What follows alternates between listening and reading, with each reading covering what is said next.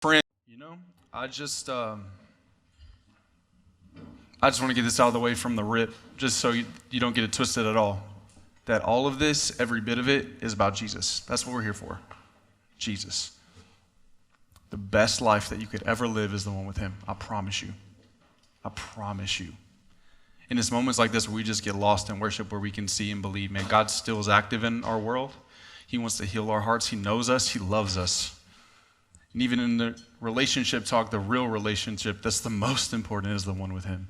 And if we move past that, I feel like we've missed the whole purpose of breathing anyway. The whole purpose.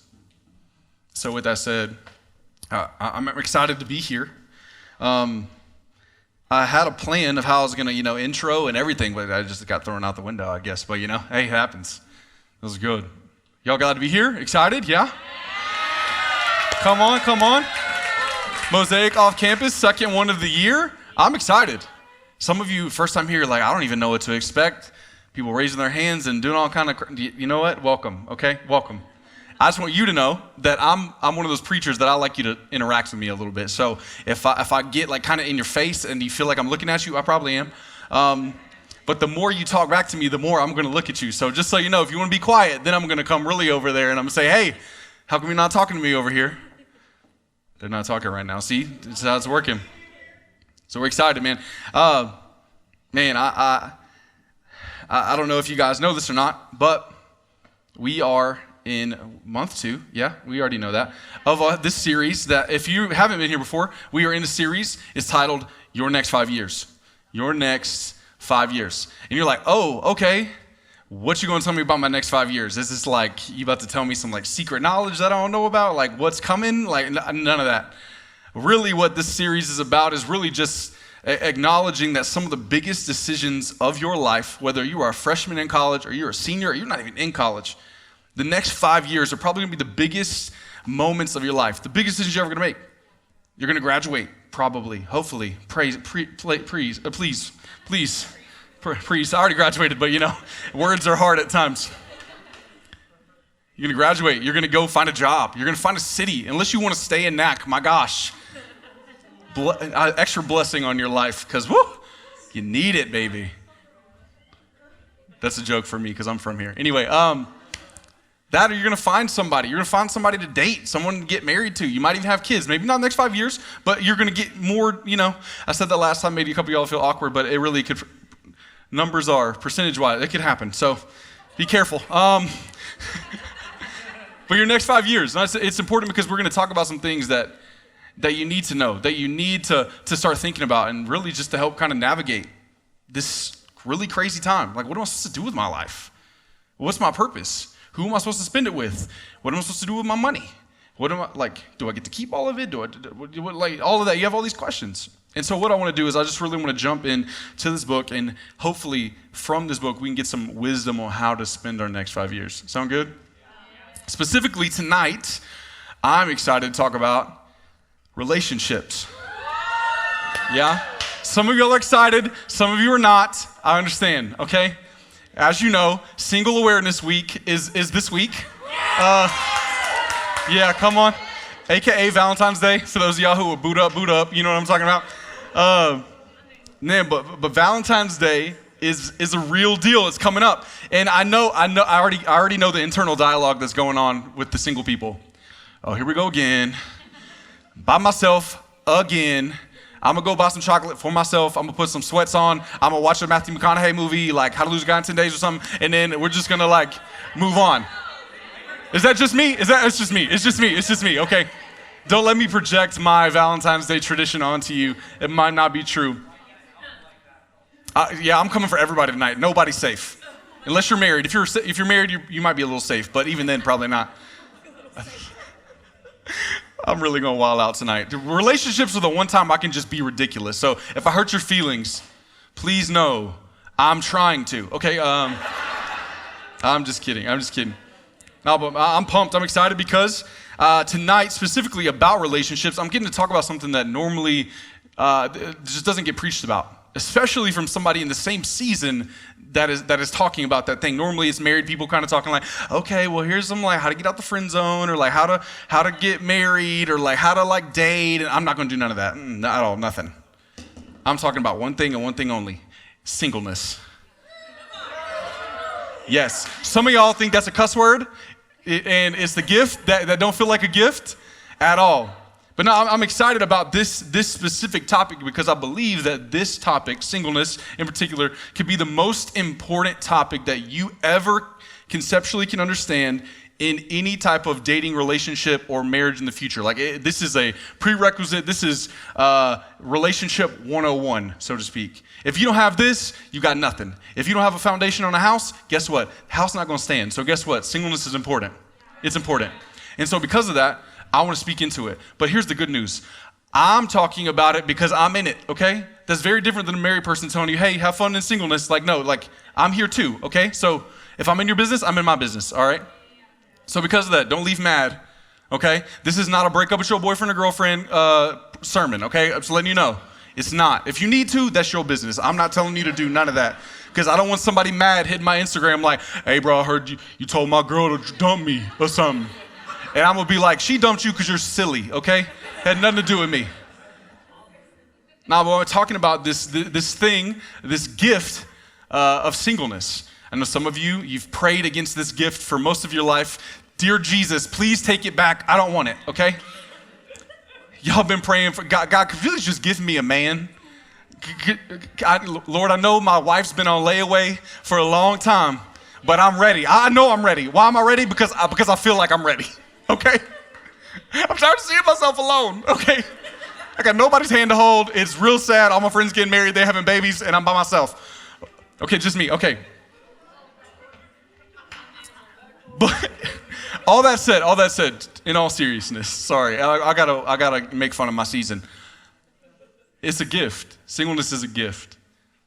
And I believe that if we receive it as a gift, we'll see a big change in what our relationships look like. Because I believe that most relational problems, even most married problems, are not even relational or married problems, they're really single problems. Because if we don't do the things that we need to do while we're in singleness, it's going to follow us into our relationships. Some of y'all in here are like, it's too late. My girl right here beside me. We holding hands, she cute. I really worked hard on this, okay? Don't ruin this for me, Blake. Guess what? I'm talking about you too. Y'all think just because you're dating somebody that you're not single? Sorry, that's not how this works. 1 Corinthians 7 is pretty clear. If you're not married, you're single. Sorry to bust your bubble. Pastor moment. The problem is, for some of you, you're acting married while you're dating. You're single. Look, don't let me get into my sermon too deep, but I just need to let you know, until you have tethered your life in covenant to somebody, you are single. You are single. So the reason why a lot of y'all's relationships have blown up, you've been acting married when really should have been acting single. Because commitment is different than covenant. Some of y'all need to write that down. Commitment is different than covenant. You can be in a committed relationship. Don't get it twisted. That's not covenant. They do not get half of what you own. If you do, that's a bad trade-off. I'm not paying for anybody I'm not married to. I'm sorry. It's not happening. Not only that, but it's more than just, hey, we like each other, we're in a thing. Like your time, all those things. You have to think as a single person that is in a committed relationship, not as a married person. You're not married. You're not yet. Let me free you from that. That's a freeing idea. And we're going to get into a little bit of that tonight. But I mean to say all of that to say, this season that you're in, whether you're dating or you're single, like single as a Pringle, you need to be serious about your season of singleness. Because here's the deal. It is actually a season. For most of you, it will be a season. And then what seasons do? They change. It's not going to last forever. You've been praying, God, send me somebody. Don't worry. Odds are in your favor. There's a lot of people on the planet. Depending how desperate you are, it might be easier for you. I'm just saying, you have a choice in this. You have a choice. God is not going to make you be single, okay?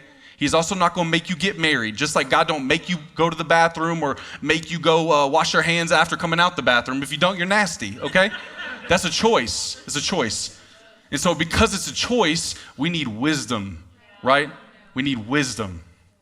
And specifically, I think that a lot of times we come to this book and we say, God, what does God have to say about dating? Guess what? He doesn't. He doesn't.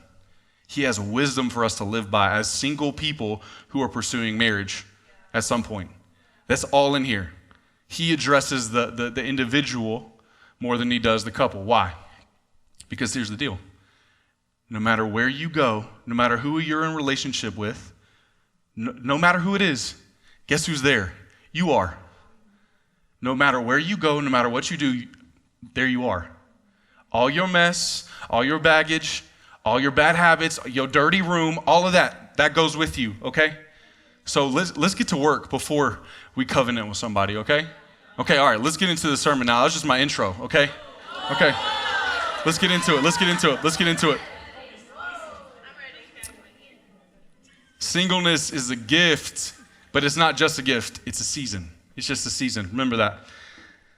If you have a Bible, we're going to be working out of a few different places. As you can see the little blue tags in here. We're going to be all over the place, really. It's going to be crazy. I might lose track. That's okay. You know what? We're going to have fun tonight. How about that? Does that sound good? Okay, all right. We're going to be in Ecclesiastes chapter 3. You have no idea where Ecclesiastes is. My mouse is dry. Hold on. Ecclesiastes. If you open up the middle of your Bible, Psalms is right there. It's after Psalms. Keep going. Right after Proverbs, Ecclesiastes. I think that's right. I could be wrong. Thank you for double checking. Ecclesiastes chapter 3, starting in verse 1. If you're there, say, I'm there. I'm there. If you're not there, say, hold up. Okay, just some context on Ecclesiastes. Like, why are we reading this? Okay, just about who this author is. The person who wrote Ecclesiastes is this man by the name of Solomon. Some would say he's the wisest man that ever lived. He's David's son. King David, you know David and Goliath. Y'all know the story?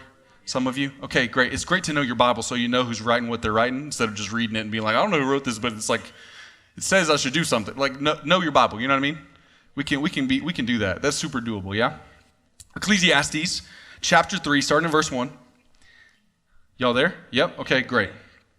Verse 1 says, for everything there is a season and a time for every matter under heaven, a time to be born and a time to die, a time to plant and a time to pluck up what is planted, a time to kill, a time to heal, a time to break down and a time to build up, a time to weep and a time to laugh, a time to mourn and a time to dance, a time to cast away stones and a time to gather stones together, a time to embrace and a time to refrain from embracing, a time to seek and a time to lose, a time to keep and a time to cast away, a time to tear and a time to sow, a time to keep silence and a time to speak, a time to love and a time to hate, a time for war and a time for peace. What gain has the worker from his toil? I have seen the business that God has given to the children of man to be busy with. He has made everything beautiful in its season. He has made everything beautiful in its season. I want to work from the title tonight, I'm in my season. I'm in my season. Now, I'm not in a season. I'm not in this season. I'm in my season. I need you to touch your neighbor right now and say, I'm in my season. Like you're excited about being there. I'm in my season. I don't know if you know this, but I'm in my season. Y'all need to claim that. I'm in my season. Because I believe that how we grab onto this season will determine our next season. The more excited we are about the season that we're in, the easier it will be to step into the season that's coming. Yeah? Come on. So, tonight, as you know, I've already kind of introed this. I want to preach a little bit differently. You know, normally I'm out of one text and I've kind of had a couple ideas. I'm going to be all over the place tonight. And the reason is because in this Bible, there's a lot of things that are black and white. They're very clear. They're very cut and dry. Do this, don't do this. Dating is not one of those things. It is very gray area. There are some black and white things about it. Hear me. There are some very black and white things about it. But in a lot of this, it's shades of gray. And so because of that, we need wisdom. We need to enter into this thing and say, okay, God, how do you want to speak to me through your word in these specific things that we're talking about? And so just know that's where I'm coming from tonight. I want to be extremely practical. I want to get right in the middle of dating, business, singleness. Like I'm talking about real life stuff. Not just an idea, I'm talking about real stuff. Okay? So if I'm coming at you, just be ready. Get your notes ready. It's going to happen, right? You know, I think this relational thing, I think we need to kind of think about what it is we're stepping into. I think a lot of times we just take life kind of as it comes, you know, and we don't really give a lot of thought or really give priority to some things. We just kind of take it as it's going. Oh, that person's cute. I like them. Let's date, right? We just jump into relationships so quickly, and we just kind of like haphazardly just like, oh, well, I like them, so yes. And we don't think about the repercussions and what that means of our actions a lot of times.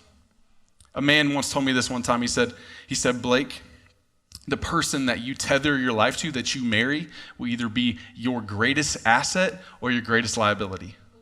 That the person that you decide to spend forever with will either multiply you as a person or it will divide you. That your calling, your future is dependent on the person that you take with you. And vice versa, you for them. And so because of that, I think we need to take some time and we need to think about the season that we're in and not just jump around in it. Because I think if we just jump around in our season, we don't really get to do the thing that the season is trying to create in us. Because it says in there that there's a time for everything. And I think if we don't use the season, the time for what it's made for, it will cost us in the season that's to come. So let's have our feet planted in our season and say, hey, this is my season. I may or may not like that I'm in this season, but it's where I'm at. And because that's where I'm at, that's where God has me, I'm going to show up every day excited about where I am and not just wait for some other season that's to come. Hear me? Let's get into this text. I just want to show some Bible for this just because I don't want y'all to just take my word on it, okay? If you have your Bible, you're just in Ecclesiastes, turn back to Proverbs. We're going to be in like 3 or 4 different Proverbs tonight. Proverbs chapter 20, starting in verse 4. Proverbs chapter 20, verse 4. We're going to be in a couple different places. Let me give you a couple of them so I don't have to do this every time. We're going to be Proverbs 20, verse 4, Proverbs 25, verse 28, and then we're going to be in Proverbs 4, verse 23, okay? 20, verse 4, 25, verse 28, 4, 23. If you didn't get it, just see it on the back. It's cool. We'll work it out. I normally don't preach off this many texts, so it's kind of confusing me, but hey, we're going to work it out. 20 verse 4, it says that the sluggard does not plow in the autumn, and he will seek a harvest and have nothing. If we are going to be people who own our season and be people who step into this season of singleness and be ready to say, hey, God, I'm ready for the relationships that might come. Let me maximize this season. If we're going to be people who maximize our singleness, there's a couple things that we can do. The first one, my first point tonight is we need to work the ground. You got ground to work. You got ground to work. Verse 4, it says that the sluggard, do y'all know what a sluggard is? A sluggard is like a lazy person. It's a person that doesn't move, is inactive, who waits, is pacified and just like, oh, was good enough, whatever. Yeah? That person does not plow in autumn or in the fall, but he will seek at harvest time and have nothing. So what the wisdom of that proverb is saying is if you don't maximize the season that you're in, you're going to pay for it in the next one. Hear me? I think that if we are going to be people who maximize our season of singleness, we can't be like this person. See, I think it's interesting that he's described as a sluggard, but the other thing that's connected to it is the season in which he's a sluggard. He says he does not plow in the fall. Notice this. As a farmer, there's seasons for things, you know? Like there is. You plow, you plant, you harvest. You get it? Yeah. Well, because of how some of that stuff works, you plow and you plant and you harvest at different times. Right? Notice something about fall. Fall's kind of in the wintertime. It's right when the seasons start to change. It's kind of, it's getting colder outside, right? It says that this person doesn't plow in autumn. He's a sluggard. So you know, remember we do the observation, interpretation, application thing? That's how you read the Bible. You look at it and you're like, oh, how does that, okay, why is that there? I think it should be noted that this person doesn't do the thing that they're supposed to do because they are not in the optimal season that they wish that they would be in. He seeks, it doesn't say that he doesn't care. If he just didn't care, he wouldn't seek in harvest time. He seeks in harvest time. So what that's saying is he's looking forward to the harvest, but he's not willing to put in the work in the fall. He's slow to work in the fall. Why? Because it's not optimal. It's not his intended, my favorite time. Some of you in your season of singleness, because it's not optimal for you, you're not dating somebody, you're not doing the thing that you thought you would be doing, you treat it like the sluggard. You complain, God, when are you going to send me my person? I don't know why you're not like on the same page with me here.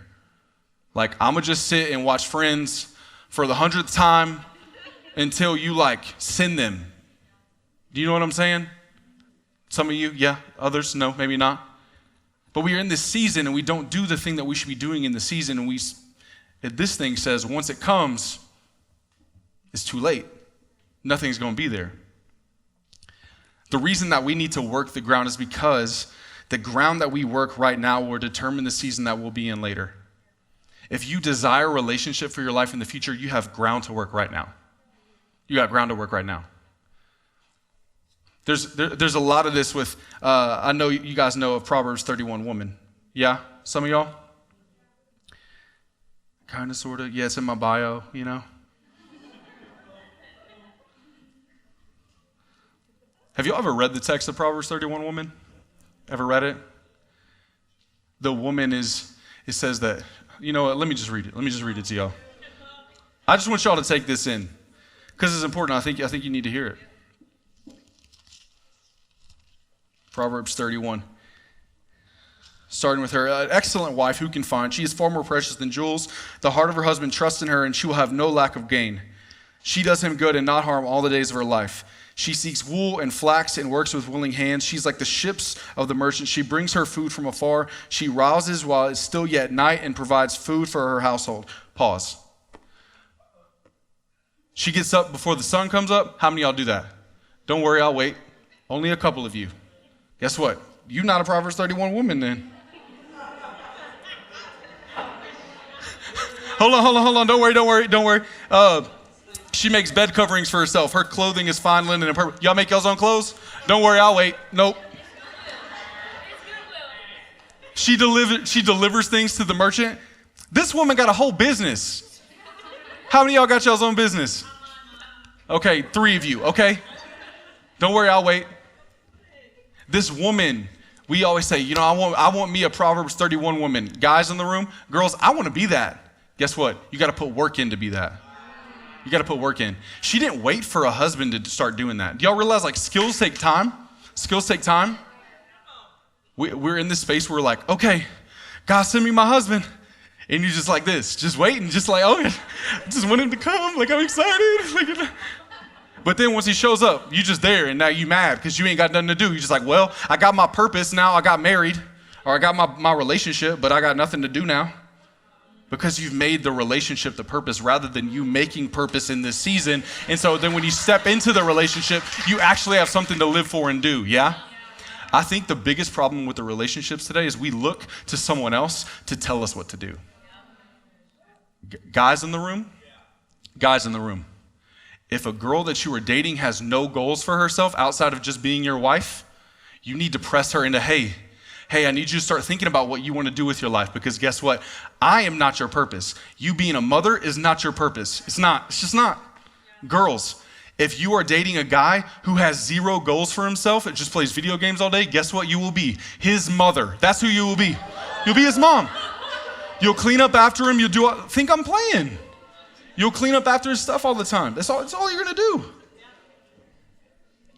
Guys, I think we do ourselves a disservice if we just look towards another season and just hope and wish and pray that season is going to come. And then once it comes and we get it, we feel 0 of the fulfillment that we thought we were going to get.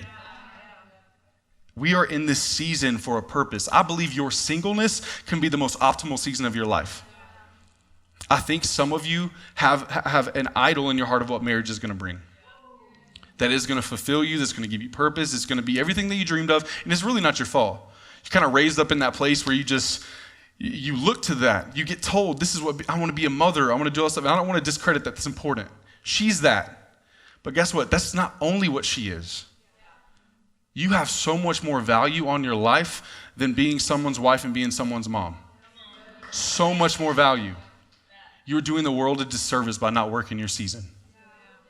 Because here's the thing that your season will provide for you that you should think about before you just decide to pick somebody, because the only thing that you're going to pick from over here, if you haven't worked this over here, is what they look like.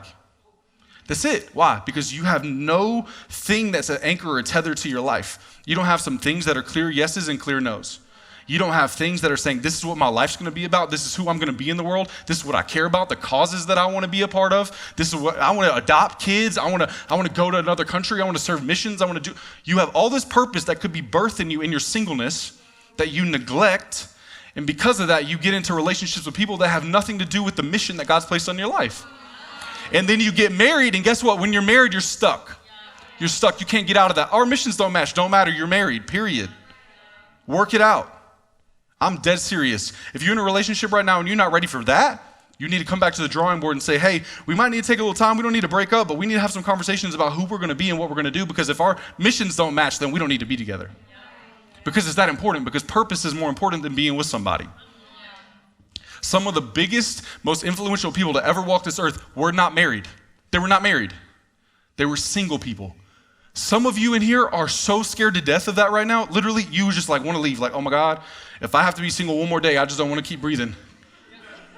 Like, that's where you're at. Like, and if we're being honest, like in the non-funny parts of it, like to think that if God would say, hey, I'm actually calling you to be single for the rest of your life, you have such an aversion of that in your heart. You need to come into account and say, why do I feel that way? And if we were to be honest, we've probably put marriage on a pedestal that it's never actually going to live up to. Yeah. And the saddest thing is the day you'll get married, you'll think that it's supposed to be this and it's not that, and then you will be miserable in your marriage. I'm not putting that on you. I'm just saying if you put those things on the pedestal that way, that were never supposed to be that way, marriage is not supposed to be an arrival place. It's supposed to be someone that's going to walk beside you and push you in your purpose. The reason that God gave Adam Eve was to be a co-laborer, was to be a partner in the work that he had for him in the earth. Before Eve ever came, before a wife ever came for Adam, he had purpose. So while you're in your season, find out what you're good at. Read a book. My God, stop watching The Office. Like, I'm serious. I'm so serious. Like, read a book. And if you don't like reading, audiobook. Go like watch a documentary. Like pick somebody that you like in history. See what they did with their life. Like, go intern somewhere. Like, see what you're good at. Because if you've been gifted by God to do it, he's asking you to do it. He would not ask you to be, I'm never going to sing up here. I would love to sing like John, my God. I would be like Chris Brown, like, yo, you know what I mean? I would, tell me, fellas, have you seen, it was about 5 minutes ago, you know. I promise I would, but guess what? That's not my ministry. This is not my ministry. That's not my purpose. But you know how I know? I tried singing before. Jamal even told me the other day, bro, don't sing anymore, ever. Don't do it. No, but if you know that you're bad at it, I promise you, it might not be because you haven't tried hard enough. It might just be that's not what God's got for you. Your DNA is pretty set up. Like, you just built the way you built. Like, this is all it is. Like, you can work out all you want. Like, you're not going to be Dwayne "The Rock" Johnson. Like, I'm not going to be a basketball player. Like, I'm just not. I might have some handles or something, you know, but I'm not going to be that. I'm not going to be that. And I say that to be in jest, but the reality is if you're not good at it, if you're not have talent there, maybe God's not called you there. And I'm not saying that if things are difficult that he's not called you there. I don't think it takes talent to be some of the things. I think it takes passion. And if you're not passionate about anything, if like you're like, I don't even know what I'm passionate about. Take yourself on a date. I'm so serious. Go sit at a restaurant, throw your phone away, turn it off, put it in your pocket. Sit there with a piece of paper and ask yourself, what do I want to do with my life? Where do I want to go? Where do I want to travel? What kind of person do I want to be? How do I want to make other people feel? What am I good at? What do other people say that I'm good at? It might be easier for you to write down what you're bad at and then go from there, you know? But if you work the ground in your season, you'll create value and purpose where you are. So now you aren't looking for value somewhere else. You've already got it where you are. We think purpose is out there, but purpose is present. Calling is present. The place you are is the place you're supposed to be. You are in your season. You're not waiting for some season that's going to come. Guess what? You're going to get there one day, and guess what? It's not going to be everything you thought it'd be. You'll be like, dang, I'm ready to have kids now. Oh, I'm ready to be retired now. Oh, I'm ready. Like, you'll do your whole life just running past your life. Don't do that. That's silly. That's silly. Life's hard enough as it is. God made great moments for you to walk in. Yes, purpose comes with hardship. Purpose comes with hard work. Guess what? Here's the crazy thing about this. The reason why you plow and fall is because you plow the deepest and fall. It takes the most work to plow and fall. Why? Because it takes so much time for that deep plow to get that seed bed pressed down so that seeds can be sown into it that are going to be fruitful. Why do I say that? Work hard now so that that next season of your life will be fruitful. Whether or not someone else comes. Work your season. Get your degree. Get a job. Quit that job. Get another job you like. My gosh, travel the world. Go meet people. Stop dating everybody and start having friends. You know? And I don't want to shame you if you're in a relationship. Like, that's cool. Like, that's super cool. You found somebody that you like, I don't want to discredit that at all. Don't hear me say that. But for you single people in here, the ones that are single like me, and some of you, work your season where you are. It's okay that nobody's with you. If somebody was with you, that means you got to go with them.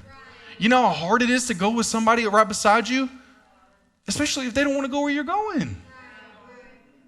If you find somebody that's willing to go where you're going and that has the same purpose as you and wants to communicate, hey, I don't know if I'm there yet, but I want to try. If you're dating somebody like that, keep them. If they're not pressing you in areas they shouldn't be pressing you, keep them. If you don't have it all worked out, that's fine. I'm not telling you to break up with it. I don't care about that. I just want you to use your season. Because this season, how you work in this season will be where the fruit is in the next one. There will be no fruit here if there's no work here. No fruit if there's no work. So if you're single, hear me. Stop trying to wish your way out of your singleness. Start asking God, why do you have me here? What do you want to do with me while I'm here? I know that I want relationships. I want to be in marriage. I want those things. Some of you might be dating and you still like, hey, I want this, but it's taking some time. You're working some stuff out. You got to graduate, and it's weird to have money issues when I get it. You got loans and stuff. Don't wish away that season. Work that season. Work the ground. Work the ground. My second point, sorry I was in that for a minute, but I had to let y'all have it. Because it's important. It's important. Single people don't hear that all the time. It's okay to be where you are. There's nothing wrong with you. That's another thing. Some of you in here think you're single because there's something wrong with you, and that needs to get broke off right now. That needs to broke off right now. Some people are married and more dysfunctional than you will ever be. Hear me. Relationship does not mean that you got it together. You hear people say, oh, I'm ready for a relationship, and that's why you are in one. That's false. You just had somebody desperate enough to get with you as you were with them. Can we be real? Some of you have standards that are too high for that. And I'm not shaming the dating people. Hear me. I'm just saying, don't shame yourself. You're where you're supposed to be. You're in your season. It's okay. You can look in the mirror and say, it's not because I'm not pretty. Some of you are beautiful. Most of you y'all all are. Everything is beautiful in its season. And hey, hold on.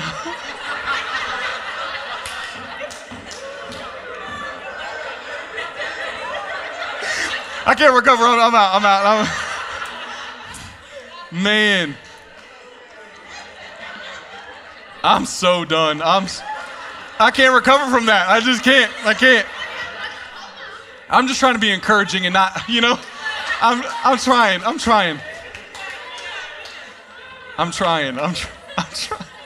Some of y'all's personality is the best on the planet, okay? You making the world better, I promise. Whew.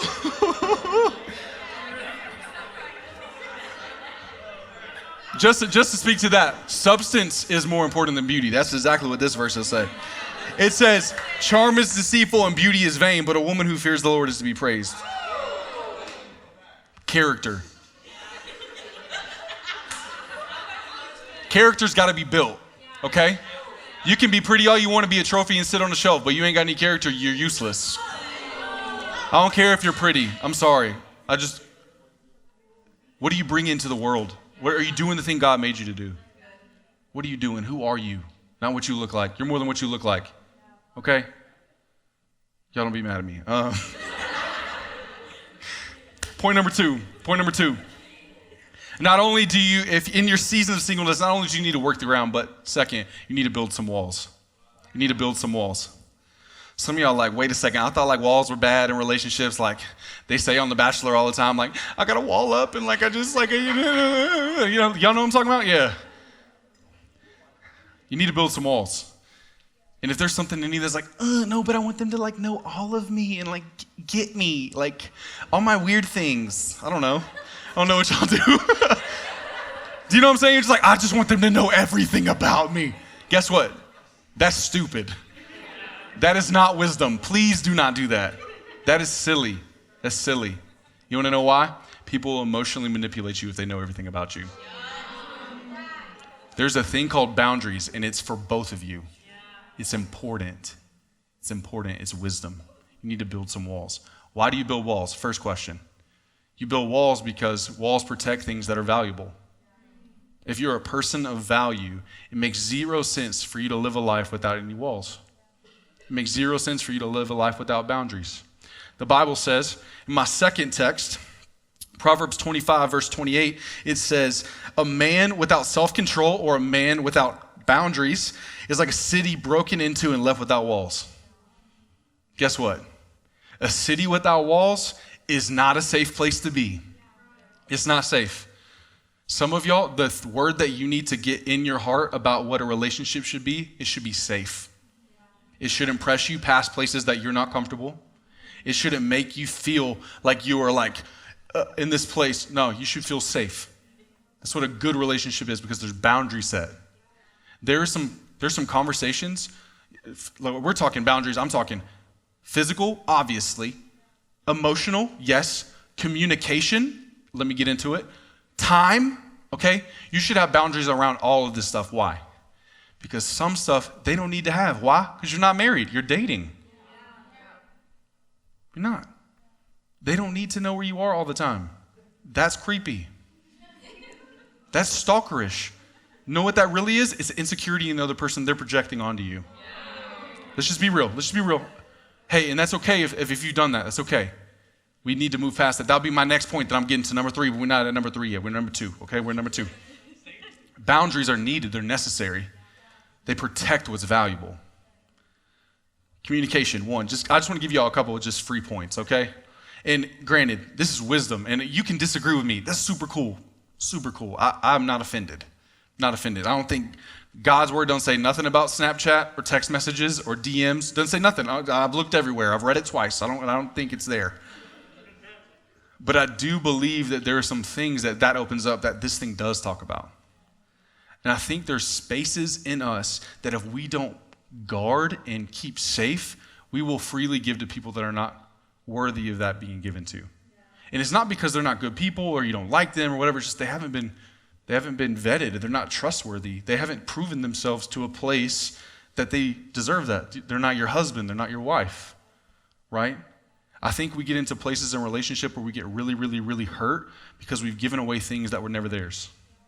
Those were our things. Those are intimate things. And it's not loving to withhold intimate things. There's some things that my wife will be the only one who gets to know. And oh my gosh, I want to hold on to that so deeply. Some words that you should probably just refrain from saying, I know some of you already said it, and granted, we're all different on the spectrum on this, but don't use I love you flippantly. Don't do it. Don't do it. Especially guys to girls, that's manipulating. That's manipulative. Don't do that. Unless you mean it. When you really mean it. I'm so serious. Oh my God, I will fight a guy right here on the stage. WWE SmackDown a guy for that. But no, there's just things about communication that should and shouldn't be on the table. There's some things that you probably shouldn't talk about until you're engaged. Let's be honest. There's some doors to things in you that you should only open to that people that have walked along the way with you and have proven themselves that they can handle it, that they're deserving, yeah? And I'm not talking about withholding stuff. I'm not talking about you just being like, a wall for the sake of being a wall. You know what I mean? Like, some of you, when you go to bed at night, you lock the door, right? Yeah, you lock the door. I lock the door. I don't want nobody rocking up on me when I'm sleeping. But why do I do that? It's because I don't trust people. I trust the people that live at the house, okay? If they live in the house, they can come in the house. Why? Because they got a key. If they don't have a key, stop opening the door for them. Silly. They're going to steal your TV. Or your bed frame or something. I know some of y'all have been looking for one for a while. It's on the floor still. I don't know how to help. The girls didn't get it. They all like, I've got a bed frame. The guys in the room were like, yeah, it's been on the floor since first semester. Now, but these boundaries that are in place are there to protect what's valuable. And just like I said, work in your season. In the first point, boundaries will help you work that season, especially when you're dating. To know that you have time to, hey, we're not going to talk today. And that's okay. I like you. It's okay to say, hey, I like you, but I just don't want to talk to you every day. First off, how many of you are that interesting? I'm not, okay?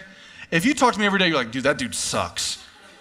Especially if it's through text message. I'm going to be like, LOL, smiley face. Like, or being on the phone, FaceTime, and you don't even say nothing. You're just sitting there just looking at each other or falling asleep. That's silly. Stop doing that. I don't know who's doing it. None of y'all might be doing it. I saw it on TikTok the other day. Some of y'all need to create boundaries for TikTok because it's stealing from your purpose in your season. Just a side note. Anyway, I could go all day on this, but there needs to be boundaries that you set up in your relationships. And they need to be set up before someone steps in. There's this verse that I know a lot of us talk about in relationships. It's Proverbs 4, verse 23, and it's keep your heart with all diligence, or guard your heart. Above all things, guard your heart, because from it flow the wellspring of life. Guard your heart. It is so important that you guard your heart. It might be the most important thing that you could do. And the thing about a guard is, guards, y'all have ever heard of a guard? Yeah, okay, same language. Guards only let things in that are supposed to be in, right? A good guard will see something that's not supposed to be in there from far off. That's called a red flag, okay? You see a red flag, close the gate down.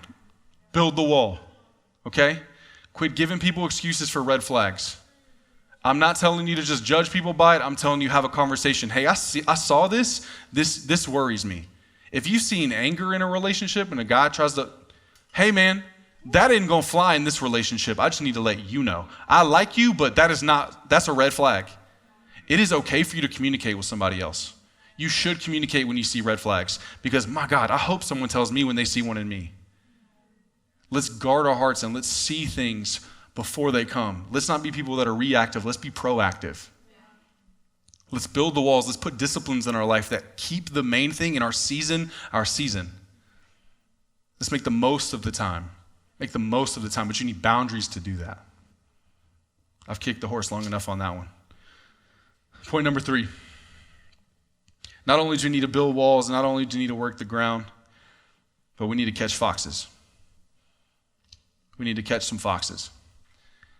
Specifically, where that comes from is from this Song of Solomon, is what it's called, or Song of Songs. This man Solomon, the one that's getting all these wisdom, these proverbs from, he wrote this song. And essentially, this song is about relationships. It's about this courtship between him and this woman. And a lot of it is a lot of imagery, and I can't tell what's sex or not. It's weird, but anyway, this is not, okay? I'd said that to be funny, but read it, and you'll be like, oh, I get it, okay? A Song of Solomon, chapter 2, verse 13. This is the woman speaking to Solomon. It says, catch the foxes for us, the little foxes that spoil the vineyards, for our vineyards are in blossom. So what is being communicated in this is not go catch some animals. The thing that's being communicated is this love that's in blossom, this relationship that's in bloom, that's developing. There are some things that could come in and sabotage that relationship before it starts. And that are these little things called foxes, and really they're just issues. They're issues we got to work through as people, individuals, before we even get into a relationship. But sometimes we're in a relationship and they're there. And so I don't want to just talk from one side, I want to talk in both areas. For those of you that it's not there yet, you're not dating somebody, deal with them before. It makes it a lot easier.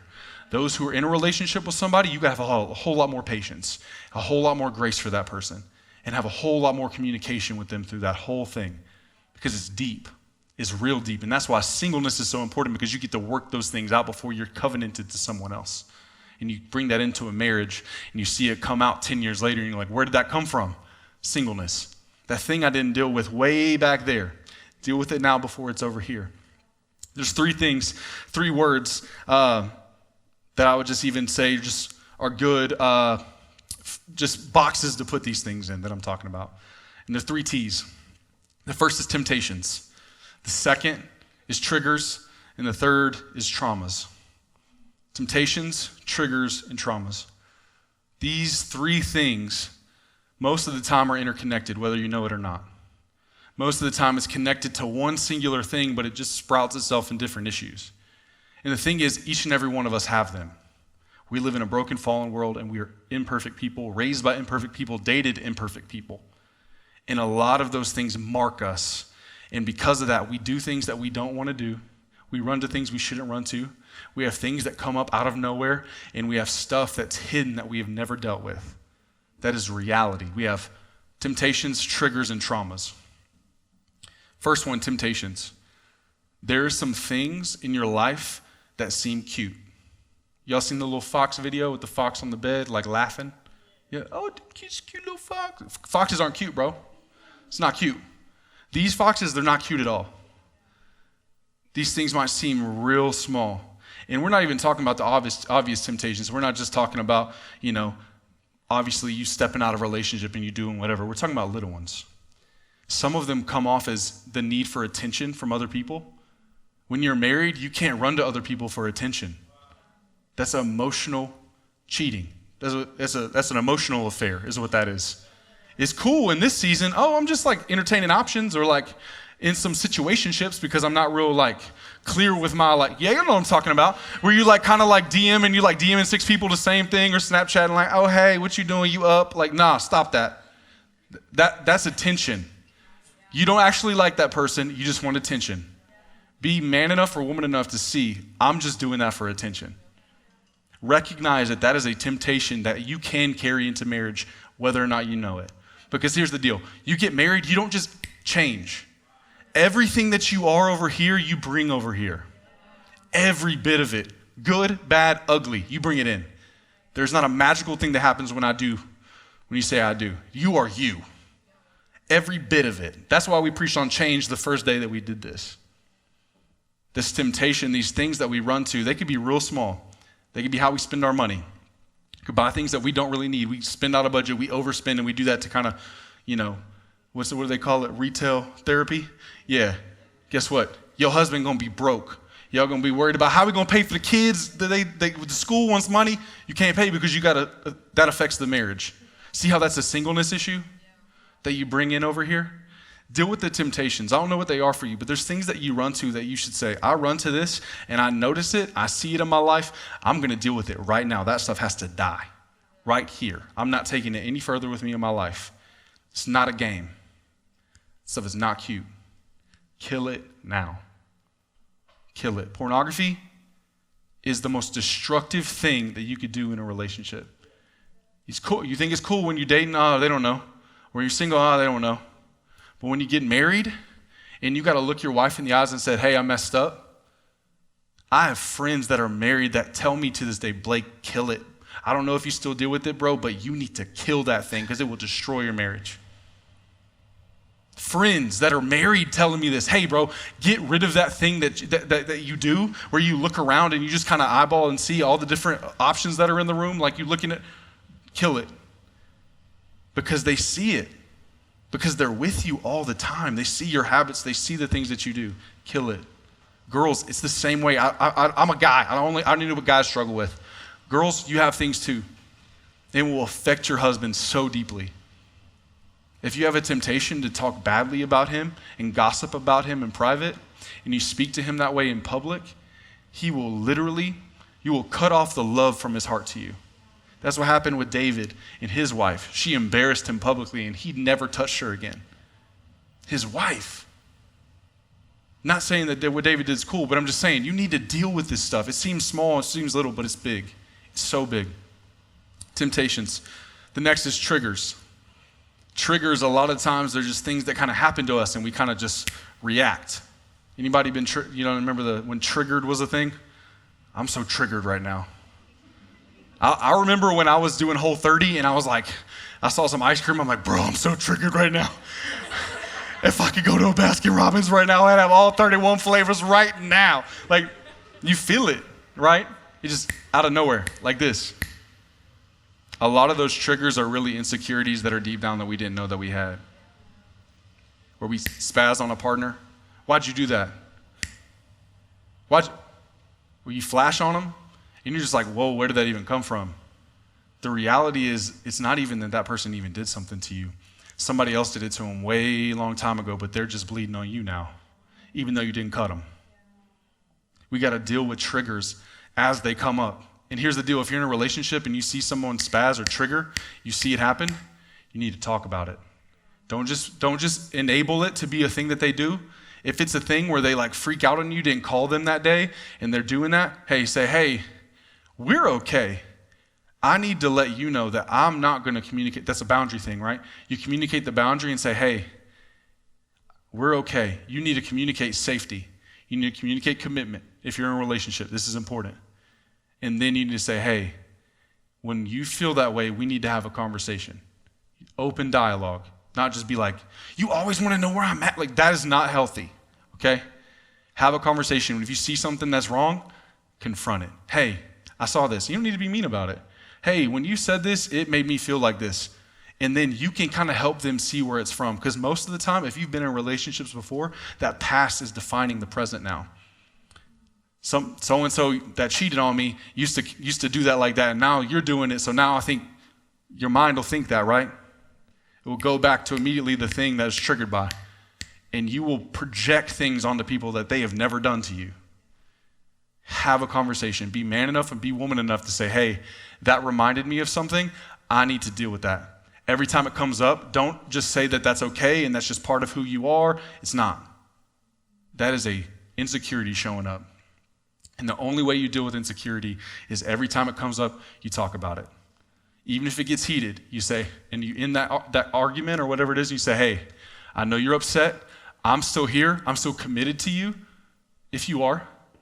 And I want to see this thing through. I'll be here tomorrow and we can talk about it later.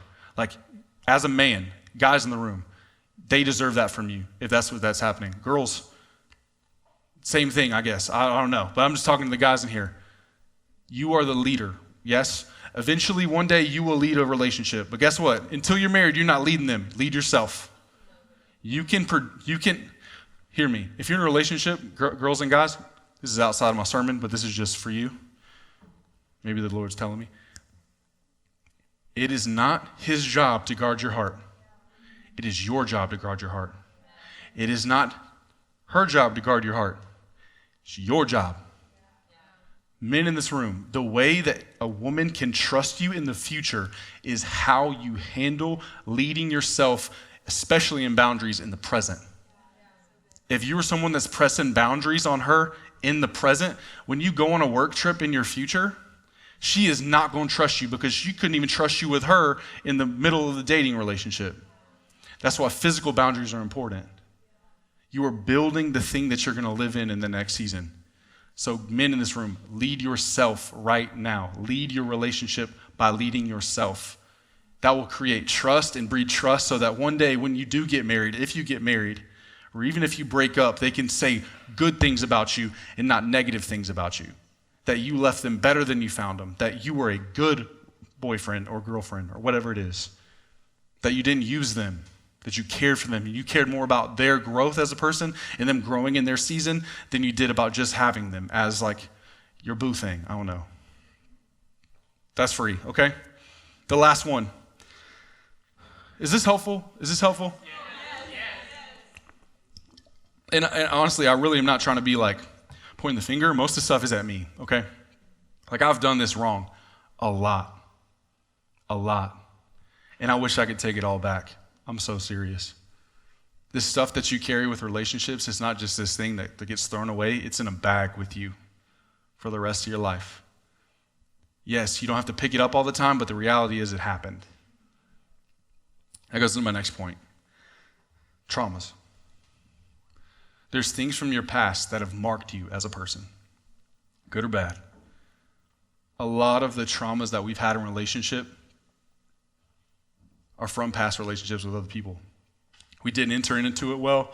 We didn't have boundaries. You opened your heart up too much. You went too far. It left you broken, right? And then guess what? You just seek that out in every relationship now. So you've created dysfunction over and over and over again because you've experienced it at the beginning. Some of you, it was a mutual dating relationship. Others of you, it wasn't. Others of you, there was a relationship with a father that was disconnected, or with a mother, or whatever it is, and it's literally shaped the way you view relationships and the way that you do it.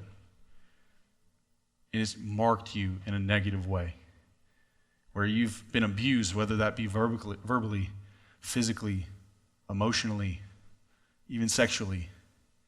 Like that stuff has marked you. And it does, and hear me, there is freedom from the shame of that thing. There is restoration. There is hope past that thing. But guess what? If you never deal with that thing, it will show up again. It will show up in the future. And that goes to, I don't even want to spend too much time on that, because if that's you, you know. Like I don't need to like poke at you for that. You know that. And a lot of you feel so condemned and so I can barely lift my head. There's anxiety in your life. There's depression in your life because something has happened to you in the past. And I just want to tell you right now, forget the singleness sermon. God wants to heal your heart. That is the one relationship that matters. That is the one relationship that if you step into, God will heal. That's a promise. He will restore you better than you knew before. And he will use that past, he will use that thing that happened to you over here that will be beautiful in a marriage. It will be restorative in a marriage where you can talk to people walking through the same thing that you used to walk through and give them hope because God restored you. But the thing about that is, and the thing about this restorative thing and this love thing, you just got to keep showing up. You got to keep opening your heart up, especially to God. We got to lay the cards out and say, God, I've made a royal mess of this. There's some things that happened to me that are unfair, that never should have happened to me in my life. Never, ever, I never deserved that. I didn't do anything to deserve that. Some of you in here. And I want you to know that God is saying from heaven, I love you. Wounds and all, trauma and all, mistakes and all, I love you. Not like I love you like I love everybody, but I love you by your name. I've held every moment of your life. I know every hair on your head. I know everything that you've been through, and I love you. I know some of you in this room, because you've experienced trauma, you're mad at God.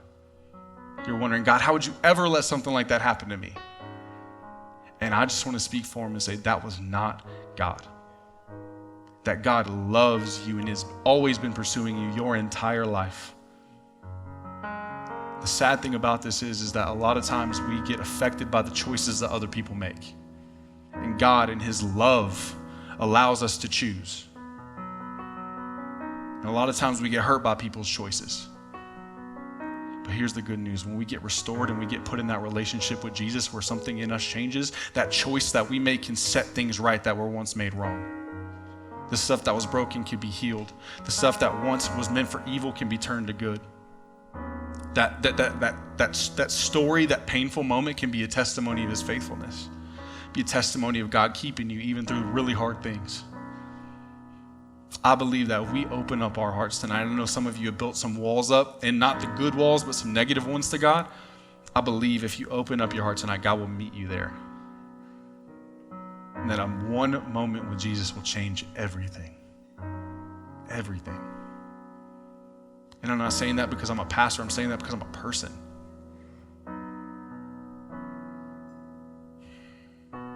I struggle preaching this sermon, one, because I've done this very terribly. I'm not even going to lie. A lot of my past is broken because I've made some bad decisions, ones I wish I could take back, and I've got a lot of things that I still need to deal with along the way. But I remember a moment after the worst night of my life, worst decision, and I sat there hungover in the shower, and I was just like, God, how could you ever love somebody like me? How could you ever love somebody like me? I knew you, I know you, and I still made this decision. I still walked that way. I knew I shouldn't have. And I was this close to giving up. I was just like, God, I just don't even want to live anymore. Like, I don't even want to do this anymore. I was like, God, if you ever could give somebody like me a second chance, would you please do it? And months went by, months. And I was 21 years old. I went to a place kind of like this, and I heard a guy talk about this story in the Bible, Hosea and Gomer. It was about this woman this man that God called to marry this woman. And this woman, she went back into a life of prostitution. She went back into a life of probably created from brokenness, not because of her own choosing, but because she lived in a broken world and that stuff happened, and she would run back to it just because it's all she knew how to do. And God told this man, hey, I want you to go marry that woman. And then that woman, after they were married, she went back into that life. And instead of quitting and saying, I'm out, that man went and chased after her and bought her back. And it was in that moment as a 21-year-old that I heard that, and I was like, I'm her. I've chosen a way different than him. I've chosen every other thing than him my whole life.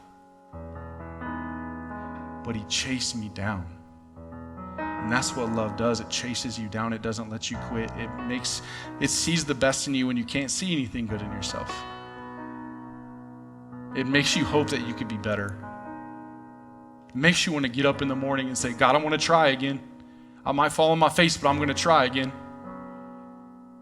I mean, I cried and cried and cried this week thinking like, God, like, why would you ever want to use me again? Even through all my stuff, like, even now. And it just felt like God was telling me, just because you said yes, just because you wanted me to use you, that's it. Just because your heart was open to me. And I think some of you in this room, that God is just waiting for your heart to be open to him. That's it. He's not waiting for you to get it together. He's not waiting for you to change your relationships, your decisions, your temptations. He's not waiting for any of that. He's just waiting for you to open your heart to him. That's it. And so tonight, man, I don't know if any of that landed, but one thing I do hope lands, and that's that Jesus loves you so much that on your worst day, he died for you. That while we were still yet sinners, Christ died for us. That we know love because he loved us first. That's how we know love. And if you have not ever tasted that love, I'm telling you, there's nothing like it. No relationship can equal it. That is the love that is inside of us. That verse, Ecclesiastes 3, verse 12 says, he has put eternity in our hearts. And our hearts will wander and wander and wander until we find him. That is our reality. That is the love that our hearts long for. So you can be single the rest of your life and still be full of love. You can be as full and not lonely. You can have purpose in your life just having him. And I promise you, it's better than anything else. It's better. It's better. And so if you would, we stand and let's just worship. Let's just spend some time doing that.